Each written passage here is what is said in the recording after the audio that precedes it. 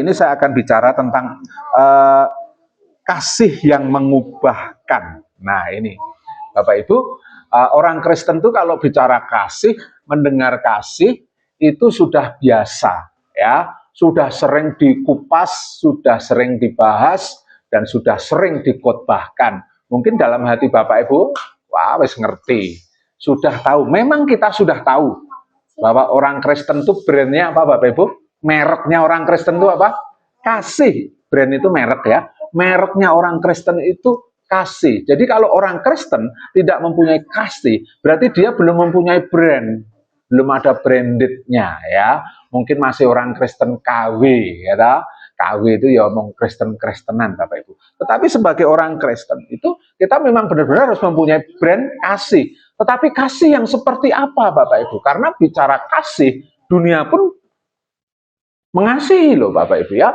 Banyak orang-orang dunia itu saling mengasihi juga sesama mereka, saling gotong royong, saling membantu. Ada bencana alam di sana, itu yang bantu bukan cuma orang Kristen, ya orang-orang seberang banyak juga. Mereka juga mempunyai kasih kepada sesama mereka gitu, Bapak Ibu. Tetapi yang dimaksud kasih di sini, ini adalah konteks kekristenan, Bapak Ibu ya. Konteks kekristenan itu ada beberapa macam kasih di dalam bahasa aslinya Bapak Ibu ya. Kita sebelum kita akan lebih lanjut, kita akan lihat dulu di dalam 1 Yohanes 4 ayat 8. Barang siapa tidak mengasihi, ia tidak mengenal Allah. Nah, kenapa kok dikatakan tidak mengenal Allah? Karena itu Allah kasih. Jadi orang yang bisa mengenal Allah adalah orang yang mengasihi. Ya, jadi kalau kita tidak mengasihi, berarti kita tidak kenal Allah kita, karena Allah kita kasih, Bapak Ibu ya. Cara gampangnya kan seperti itu, Bapak Ibu ya. Jadi barang siapa tidak mengasihi, ia tidak mengenal Allah, sebab Allah adalah kasih. Jadi Bapak Ibu sebagai orang Kristen yang sudah mengenal Tuhan, mengenal Allah kita yang mati di atas kayu salib, mengasihi hidup kita, memberkati kita, memberikan segala sesuatu dalam hidup kita, kita itu harus meneladani kasih Allah. Ya, kalau kita tidak sampai tidak meneladani kasih Allah, berarti kita belum mengenal Allah. Kalau kita belum mengenal Allah, berarti kita cuma ngaku-ngaku, ya, ngaku-ngaku murid Kristus, atau mungkin kita mengenal tapi kualitasnya jelek. Ya, jadi seperti barang itu KW, orang Kristen KW itu ya mengasihi, tapi ada batasan-batasan dan kasihnya tidak seperti Tuhan yang mengasihi kita. Nah, apa bisa Bapak Ibu? Sebenarnya bisa Bapak Ibu ya. Tetapi ini sebuah proses. Kita nggak langsung bisa, karena kita masih hidup di dalam daging. Tetapi malam hari ini Bapak Ibu sudah dikasih Tuhan, kalau Tuhan mengatakan bahwa kita harus mengasihi, pasti kita bisa melakukannya. Ya, meskipun itu susah, karena daging kita berontak. Nah, di dalam bahasa aslinya, bahasa Yunani, itu ada beberapa jenis kasih. Nah, nanti kita akan jabarkan ya. Di dalam bahasa Yunani, kasih yang pertama disebut kasih eros. Ya, kasih eros tahu Bapak Ibu, ada yang tahu kasih eros? Yo, Pak Itik tahu kasih eros? Kasih eros itu kasih yang bersifat romantis. Harusnya tahu Mbak Eti kan romantis banget gitu ya. Harusnya tahu. Kasih eros itu kasih yang bersifat romantis, ya, ketertarikan secara fisik, ya, karena kita tertarik kepada lawan jenis, timbullah romantika. Eros itu dalam bahasa Inggris itu berasal dari kata erotik. Nah, erotik itu selalu berkaitan dengan ketertarikan secara seksual. Ya, ini biasanya anak-anak muda, ya, anak-anak muda. Nah, memang apakah yang tua tidak butuh itu? Ya tetap butuh, Bapak Ibu ya. Tetapi bukan semata-mata itu. Nah, bahkan anak muda pun ketika memilih pasangan hidup tidak hanya berdasarkan kasih eros, tetapi harus berkaitan dengan kasih-kasih yang lain. Karena sifat erotis ini, kasih eros ini, Bapak Ibu, kalau semakin tua akan semakin pudar. Semakin tua, semakin tidak menarik. Semakin tidak erotis lagi ya. Tidak bisa menimbulkan gairah lagi karena sudah tua, Bapak Ibu ya. Jadi bukan perot. Jadi ini kasih yang pertama. Kenapa ini kasih yang pertama? Karena kasih yang pertama itu ini sifatnya sangat dangkal. Ya, kita semua mengalami kasih eros. Ya, waktu Bumin ketemu sama Pak Anto pun saya pasti kasih eros. Karena apa? Karena tertarik. Oh, Pak Anto ini mesem ya gagah banget ya gitu ya.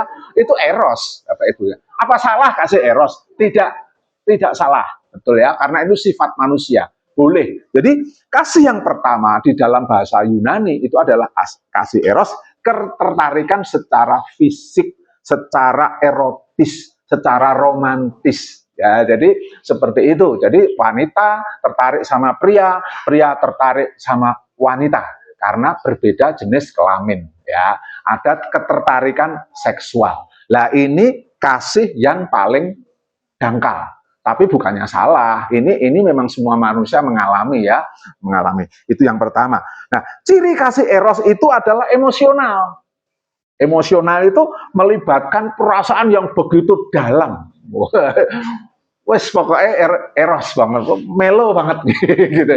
Itu enggak salah loh, saya bilang enggak salah loh Bapak Ibu ya. Emosional. Tertarik karena orang yang kita cintai itu cantik atau ganteng atau manis atau handsome ya, atau gagah ya. Itu tertarik dalam hal itu Bapak Ibu ya. Jadi semata-mata tertarik karena fisik ya, itu kasih eros. Nah, kita tidak belajar kasih eros ya, memang kita mengalami kasih eros ya, kita nggak mungkiri ya, Tuhan pun menciptakan kasih itu. Nah, tetapi kita akan masuk ke dalam kasih yang lebih dalam lagi.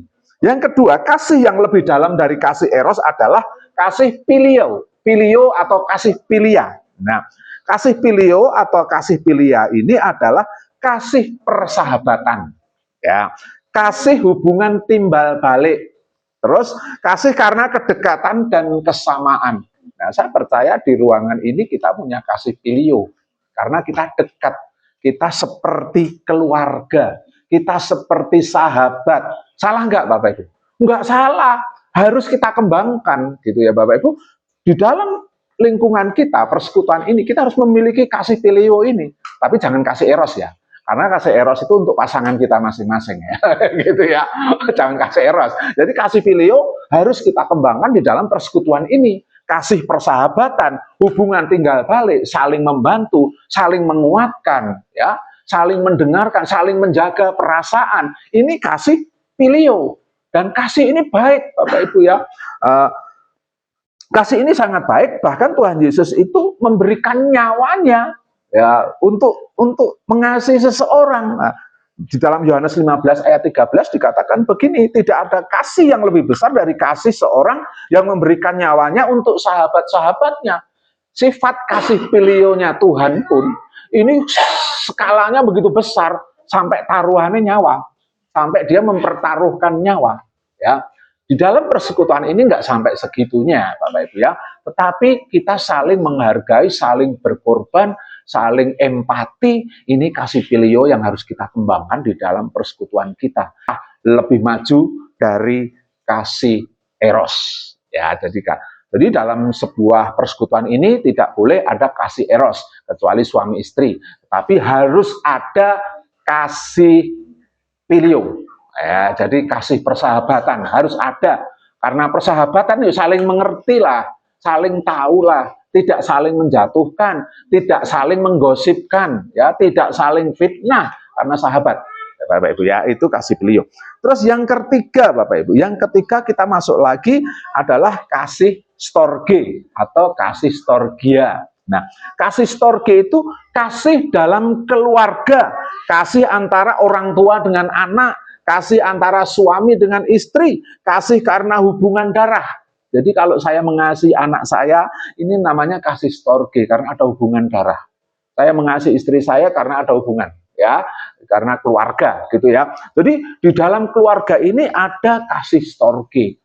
Hubungan rumah tangga itu harus didasarkan kasih ini, Bapak Ibu ya, kasih storge ini. Karena apa? Tanpa kasih di dalam keluarga ini, kadang-kadang kita bisa loh membenci anak kita yang sedarah loh Bapak Ibu, karena anak kita nggak nurut sama kita, lalu kita membencinya.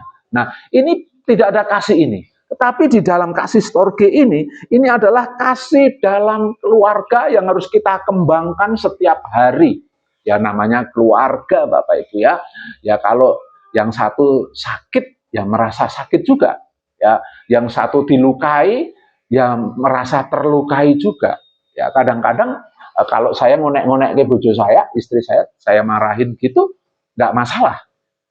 Tetapi begitu yang marahi orang lain, saya ikut sakit. Kenapa? Karena keluarga. Ya, Bumin juga ngeten ta, nggih ta. Mboten nate. Ya.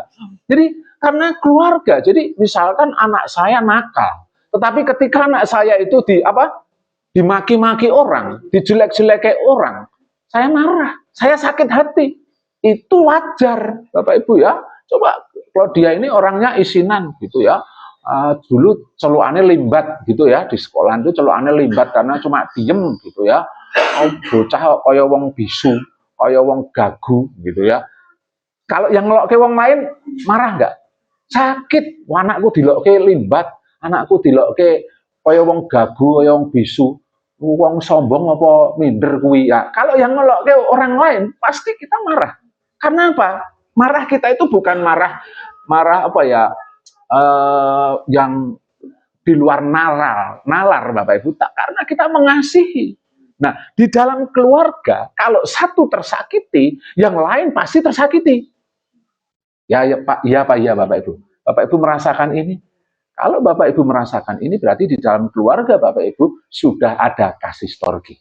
Ya, jadi kasih ini harus saling berhubungan. Nah, di dalam keluarga itu ada kasih eros, kasih filia, ada kasih storge. Nah, tetapi ini belum lengkap, Bapak Ibu ya.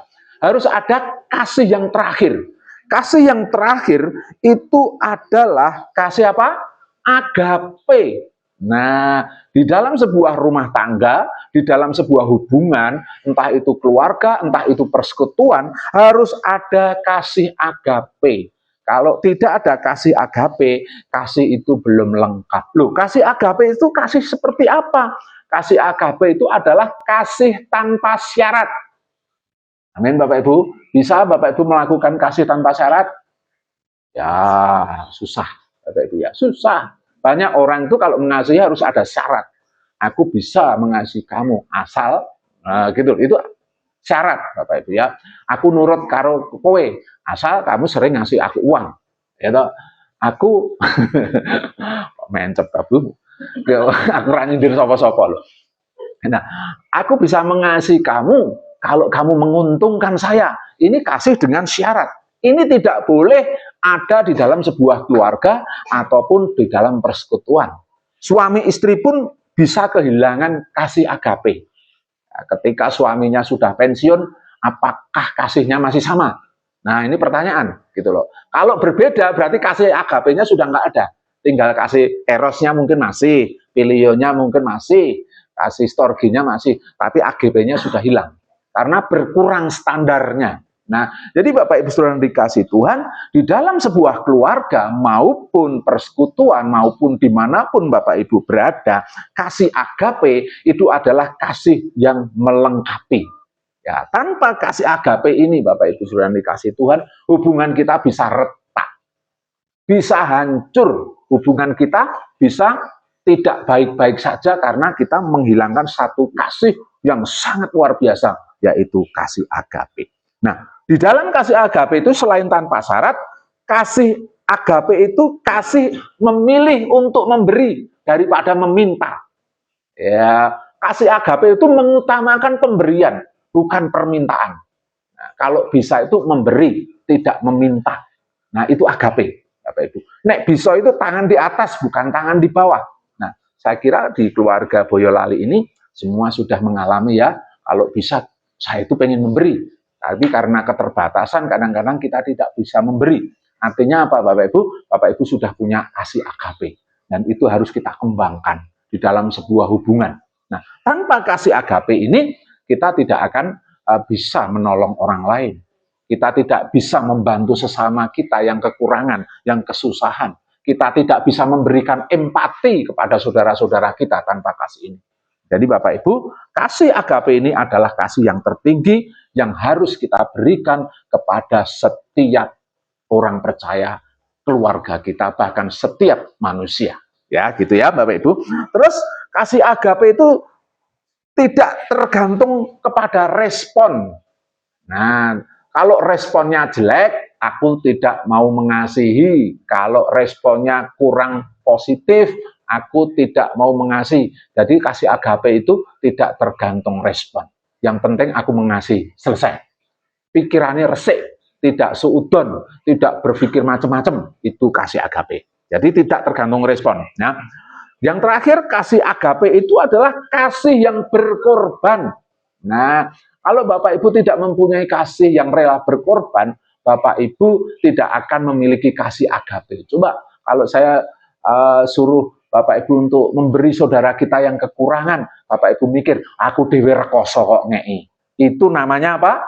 Tidak mempunyai kasih agape. Tetapi kalau Bapak Ibu punya kasih agape, meskipun kita nggak punya apa-apa, mungkin punyanya cuma paribasane karaksak cakotan, Bapak Ibu ya, paribasane ya Bapak Ibu, kita rela berbagi.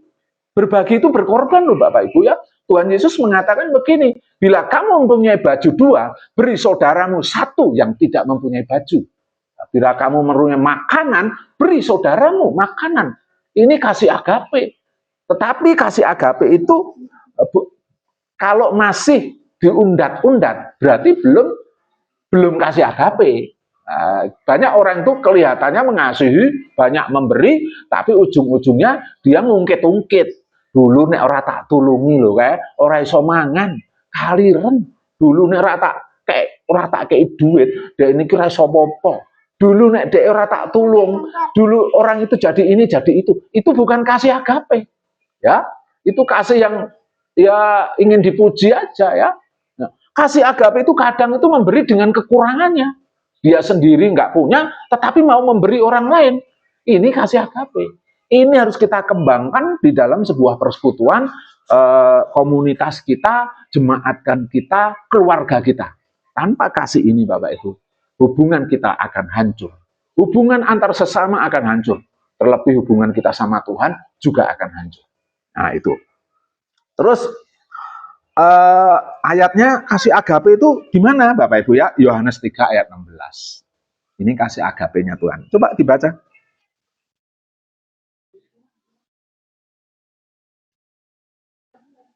Yohanes 3 ayat 16, ayat terkenal. Karena begitu besar kasih Allah pada dunia ini, Dia telah mengaruniakan anaknya yang tunggal, supaya setiap orang yang percaya kepadanya tidak binasa, melainkan beroleh hidup. Ya, Bapak Ibu, hakikatnya manusia itu sudah jatuh di dalam dosa, kehilangan kemuliaan, dan tidak ada manusia pun yang akan selamat. Pada dasarnya seperti itu. Tetapi karena Allah itu mengasihi, meskipun kita itu masih berdosa, Dia mengaruniakan anaknya yang tunggal, supaya barang siapa percaya kepada Dia tidak binasa. Nah, syaratnya cuma kita percaya, mengaku dengan mulut, ya, percaya di dalam hati, mengaku dengan mulut kita, Bapak Ibu. Syaratnya cuma itu. Begitu kita mengaku percaya di dalam hati dan mengaku dengan mulut kita, kita diselamatkan. Percaya kepada Tuhan Yesus bahwa Dia akan menyelamatkan kita nanti di surga, ya, di pengadilan terakhir nanti, Bapak Ibu. Kita percaya 100% bahwa Tuhan Yesus adalah jalan keselamatan dan hidup. Tidak ada satu nama pun di dunia ini diberikan boleh selamat kecuali melalui nama Yesus. Ini adalah bukti kasih agape. Harusnya manusia itu jatuh di dalam dosa. Harusnya manusia itu tidak bisa ditolong. Tapi Tuhan masih ngasih solusi loh Bapak Ibu. Tidak memandang manusia itu baik atau buruk ya. Sejahat apapun manusia, kalau dia mau percaya kepada Tuhan Yesus, dia diselamatkan. Dia diberi kasih agape oleh Tuhan. Kasihnya Tuhan sendiri. Jadi Bapak Ibu Saudara dikasih Tuhan, jangan sampai kita meninggalkan Tuhan Yesus. Karena kalau kita meninggalkan Tuhan Yesus, kita menolak kasih agape. Kasih yang diberikan Tuhan cuma-cuma itu kita tolak mentah-mentah. Banyak anak-anak Tuhan itu kehilangan imannya karena sesuatu. Ya, mungkin bisa pasangan hidup, mungkin bisa jabatan, mungkin bisa ya karena kecewa dan lain sebagainya akhirnya meninggalkan Tuhan. Ini eman-eman Bapak Ibu. Kita sudah sedang menolak kasih agape. Padahal kasih agape ini kasih yang paling besar dan murni. Dan kita harus seperti Tuhan, seperti Yesus memberikan contoh kepada kita. Belajar mengasihi saudara kita dengan kasih agape. Kasih yang tanpa syarat. Meskipun kamu menyakiti aku tetap mengasihi kamu. Seperti Tuhan, seperti itu Bapak Ibu ya. Manusia itu menyakiti hati Tuhan. Tetapi Tuhan tetap mau menyelamatkan orang yang percaya. Berarti ini kasih agape. Tanpa syarat, nggak nunggu baik dulu loh Bapak Ibu ya. Tuhan tuh nggak nunggu kita jadi baik dulu. Jadi kalau ada orang bilang begitu, ayo neng gereja, wah aku cek dosa kok, aku cek elek kok kelakuan. Justru karena kamu cek elek, justru karena kamu masih banyak dosa, kamu perlu Tuhan. Orang ngenteni apik sik, kalau ngenteni apik sik kapan Bapak Ibu ya? Tidak ada manusia satupun yang baik, pendeta pun nggak baik, ya pasti banyak dosa juga. Nggak ada yang suci cuma Tuhan. Jadi Bapak Ibu sudah dikasih Tuhan, kita jangan pernah menolak kasih agape yang dari Tuhan. Jadi kita harus meneladani Tuhan, kita harus melakukan hal yang sama yang Tuhan lakukan. Kita harus belajar skalanya lebih kecil ya, nggak sampai mengorbankan nyawa loh Bapak Ibu ya, nggak sampai mengorbankan nyawa. Tetapi kita cuma belajar mengasihi tanpa syarat. Nah, terus ciri-ciri kasih agape itu apa? Nah, ini. Ciri-ciri kasih agape yang pertama adalah kasih agape itu sabar dan murah hati. Ya, 1 Korintus 13, 4-7. Saya baca ya, biar cepat ya. 1 Korintus 13, 4-7. Kasih itu sabar, kasih itu murah hati, ia tidak cemburu, ia tidak memegahkan diri, dan tidak sombong. Ia tidak melakukan yang tidak sopan, dan tidak mencari keuntungan diri sendiri. Ia tidak pemarah, dan tidak menyimpan kesalahan orang lain. Ia tidak bersuka cita karena ketidakadilan, tetapi karena kebenaran. Ia menutupi segala sesuatu, percaya segala sesuatu, mengharapkan segala sesuatu, sabar menanggung segala sesuatu. Ya kira-kira seperti itu Bapak Ibu. Kalau Bapak Ibu ada nggak kira-kira ini yang Bapak Ibu masuk di sini? Sabar, Bapak Ibu sudah sabar? Belum, berarti belum masuk, masih kurang ya. Perlu ditambahkan kesabarannya. Bapak Ibu sudah murah hati? Mungkin sudah, mungkin mondo-mondo ya, berarti perlu ditambah ya supaya kita benar-benar murah hati itu tulus ya. Bapak Ibu cemburunan? Ya masih. Ya cemburunan itu kadang-kadang seudon. Seudon itu belum jelas, kita sudah marah dulu, itu cemburu. Kasih itu tidak cemburu. Saya tidak nyindir sama-sama. Ia tidak memegahkan diri dan tidak sombong. Bapak Ibu tidak sombong ya, saya percaya. Ya tidak sombong dan baik hati. Ia tidak melakukan yang tidak sopan. Ya pasti Bapak Ibu bisa sopan. Ya saya kira unsurnya kita semua sudah ada di sini karena kita orang percaya ya. Cuma kadang-kadang kadarnya masih kecil. Ya kita belum sempurna. Nah inilah ciri-ciri kasih agape Bapak Ibu. Kasih agape itu ciri-cirinya yang pertama kasih yang sabar dan murah hati itu ada di 1 Korintus 13, 4-7 ini.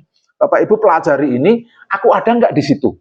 Nah kalau belum ada, berarti aku harus berusaha ke situ. Baru Bapak Ibu menemukan kasih agape. Terus yang kedua, kasih agape itu kasih yang mengampuni. Nah, Kolose 3 ayat 13. Nah, baca nggih Kolose 3 itu. Sabarlah kamu seorang terhadap yang lain dan ampunilah seorang yang akan yang lain apabila seorang menaruh dendam terhadap yang lain, sama seperti Tuhan telah mengampuni kamu, kamu perbuat jugalah demikian. Ya, jadi sama seperti Tuhan telah mengampuni kita, berarti kita harus mengampuni saudara kita, sesama kita, istri kita, suami kita, anak kita dan lain sebagainya. Ya, harus standarnya tidak bisa diturunkan. Kalau sudah mengampuni diungkit-ungkit enggak Bapak Ibu? Diungkit-ungkit. Oh tidak ya, bagus.